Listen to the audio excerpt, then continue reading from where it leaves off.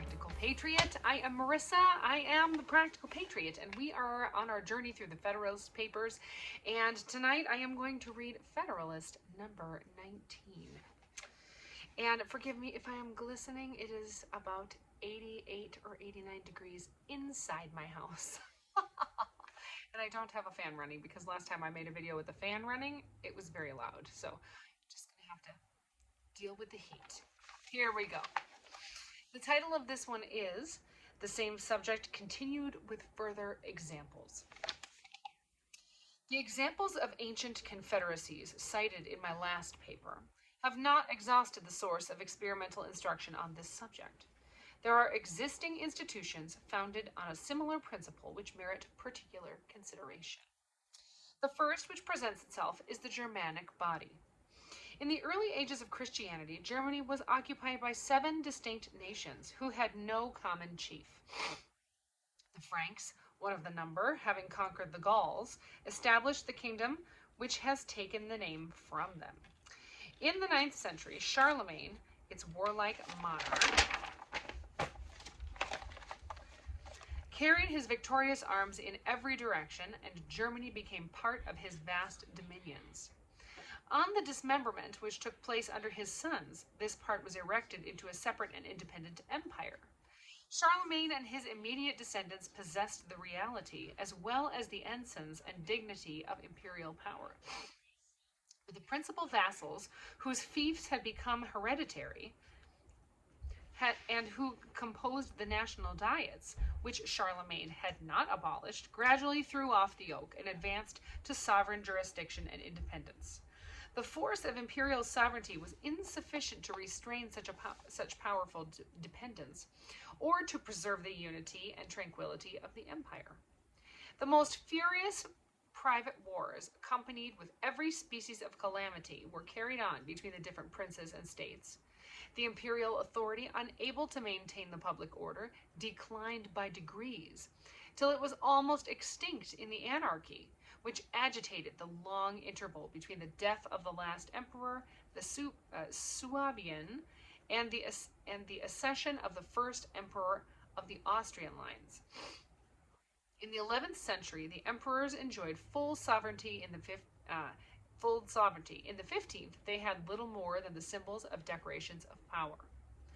Out of this feudal system, which has itself many of the important features of a confederacy, has grown the federal system, which constitutes the Germanic Empire.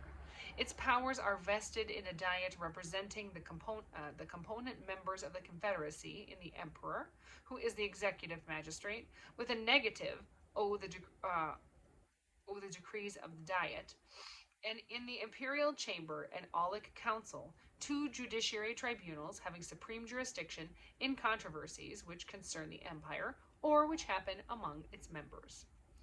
The diet possesses the general power of legislating for the empire, of making war and peace, contracting alliances, assessing quotas of troops and money, constructing fortresses, regulating coin, admitting new members, and subjecting disobedient members to the ban of the empire, by which the party is degraded from its sovereign rights and his possessions forfeited. The members of the Confederacy are expressly restricted from entering into compacts prejudicial to the empire, from imposing tolls and duties on their mutual intercourse without the consent of the emperor and diet, from altering the value of money, from doing injustice to one another, or from affording assistance or retreat to disturbers of the public peace. And the ban is denounced against such as shall violate any of these restrictions. The members of that diet as such are subject in all cases to be judged by the emperor and diet in their private capacities by the aulic council and imperial chamber. The prerogatives of the emperor are numerous. The most important of them are his executive right to make propositions to the diet, to negative its resolutions, to name ambassadors, to confer dignitaries and titles, to fill vacant electorates, to found universities, to grant privileges not injurious to the states of the empire, to receive and apply the public revenues, and generally to watch over the public safety. In certain cases, the electors form a council to him. In quality of emperor, he possesses no territory within the empire, nor receives any revenue for his support. But his revenue and dominions in other qualities constitute him one of the most powerful princes in Europe. From such a parade of constitutional powers in the representatives and head of this confederacy, the natural supposition would be that it must form an exception to the general character which belongs to its kindred system. Nothing would be further from the reality. The fundamental principle on which it rests is that the empire is a community of sovereigns, that the Diet is a representation of sovereigns, that the laws are addressed to sovereigns, render the empire a nerveless body, incapable of regulating its own members, insecure against external dangers, and agitated with unceasing fermentations in its own bowels. The history of Germany is a history of wars between the emperor and the princes of states, of wars among the princes and states themselves, of the licentiousness of the strong and the oppression of the weak, of foreign intrusions and foreign intrigues, of requisitions of men and money disregarded or partially complied with, of attempts to enforce them, altogether abortive, or attended with slaughter and desolation, involving the innocent with the guilty, of general imbecility, confusion, and misery. In the 16th century, the emperor, with one part of the empire on his side, was seen engaged against the other princes and states. In one of the conflicts, the emperor himself was put to flight, and very near being made prisoner by the Elector of Saxony. The late King of Prussia was more than once pitted against his imperial sovereign, and commonly proved an overmatch for him. Controversies and wars among the members themselves have been so common that the German annals are crowded with the bloody pages which describe them. Previous to the Peace of Westphalia, Germany was desolated by a war of 30 years, in which the emperor with one half of the empire was on one side, and Sweden on the other half, on the opposite side. And a peace was at length negotiated and dictated by foreign powers, and the articles of it, to which foreign powers are parties, made a fundamental part of the Germanic constitution. Oh, so Germany was fighting with someone, and it took a foreign power to stop them from fighting? What does that sound like? If the nation happens on any emergency to be more united by the necessity of self-defense, its situation is still deplorable. Excuse me. Military preparations must be preceded by so many tedious discussions, arising from the jealousies, pride, separate views, and clashing pretensions of sovereign bodies, that before the Diet can settle the arrangements, the enemy are in the field, and before the federal troops are ready to take it, are retiring into winter quarters. The small body of national troops, which has been judged necessary in time of peace, is defectively kept up, badly paid, infected with local prejudices, and supported by irregular and disproportionate contributions to the treasury. The impossibility of maintaining order and dispensing justice among these sovereign subjects produced the experiment of dividing the empire into 9 or 10 circles or districts, of giving them an interior organization, and of charging them with the military execution of the laws against delinquent and contumacious members. That's what it says. Contumacious. I'm going to have to look that one up. I actually don't know what that word means. Contumacious. Contumacious. Contumacious. This experiment has only served to demonstrate more fully the radical vice of the Constitution. Each circle is the miniature picture of the deformities of this political monster. They either fail to execute their commissions, or they do it with all the devastation and carnage of civil war. Sometimes whole circles are defaulters, and they increase the mischief which they were instituted to remedy. We may form some judgment of this scheme of military coercion from a sample given by Thuanus. In Donauworth, a free and imperial city of the circle of Suabia, the Abbey de St. Croix enjoyed certain immunities which had been reserved to him. In the exercise of these, on some public occasions, outrages were committed on him by the people of the city. The consequence was that the city was put under the ban of the empire, and the Duke of Bavaria, though director of another circle, obtained an appointment to enforce it. Sorry, it's late and this is very tiny.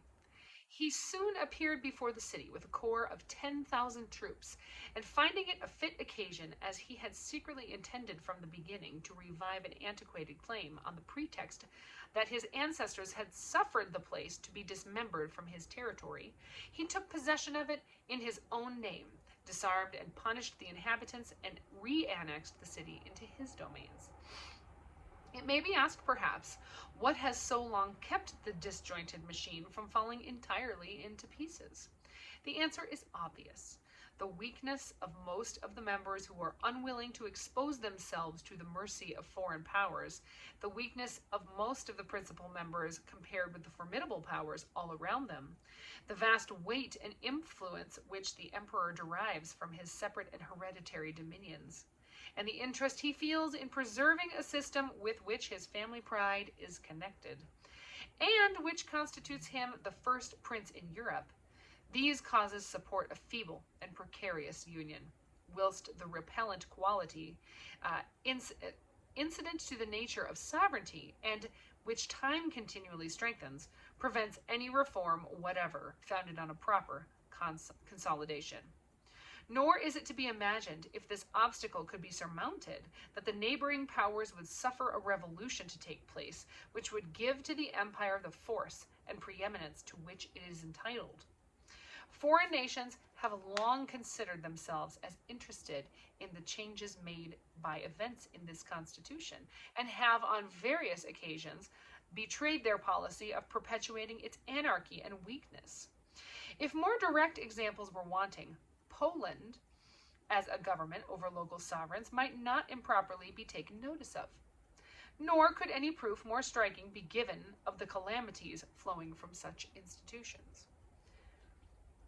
Equally unfit for self-government and self-defense, it has long been at the mercy of its powerful neighbors, who have lately had the mercy to disburden it of 1/3 of its people and territories. In connection among Swiss cantons scarcely amounts to a confederacy, though it is sometimes cited as an instance of the stability of such institutions. They are kept together by the peculiarity of their topographical position, by their individual weakness and insignificancy, by the fear of powerful neighbors, to one of which they were formerly subject, by the few sources of contention among people of such simple and homogeneous manners, by their joint interest in their dependent possessions, by the mutual aid they stand in need of for suppressing insurrections and rebellions, and aid expressly stipulated and often required and afforded, and by the necessity of some regular and permanent provision for accommodating disputes among the cantons.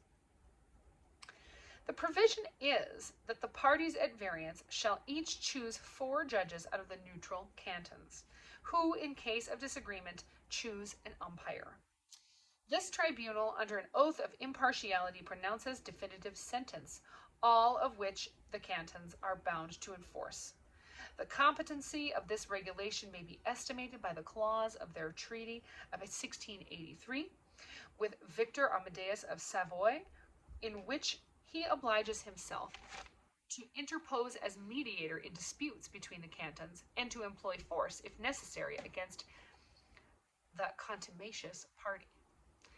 So far as the peculiarity of their case will admit of comparison with that of the United States, it serves to confirm the principle intended to be established. Whatever efficacy the Union may have had in ordinary cases, it appears that the moment a cause of difference sprung up, capable of trying its strength, it failed. The controversies on the subject of religion, which in 3 instances have kindled violent and bloody contests, may be said in fact to have severed the league.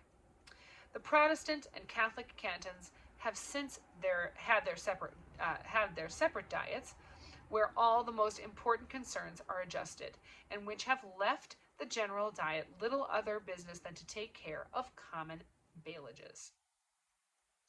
That separation had another consequence, which merits attention. It produced opposite alliances with foreign powers, of Bernie as the head of the Protestant Association, with the United Provinces of Lucerne as the head of the Catholic Association with France.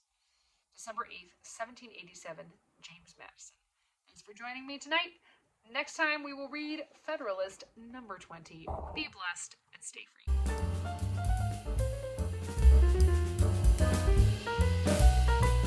Thanks for watching The Practical Patriot. Like and subscribe below. That's right.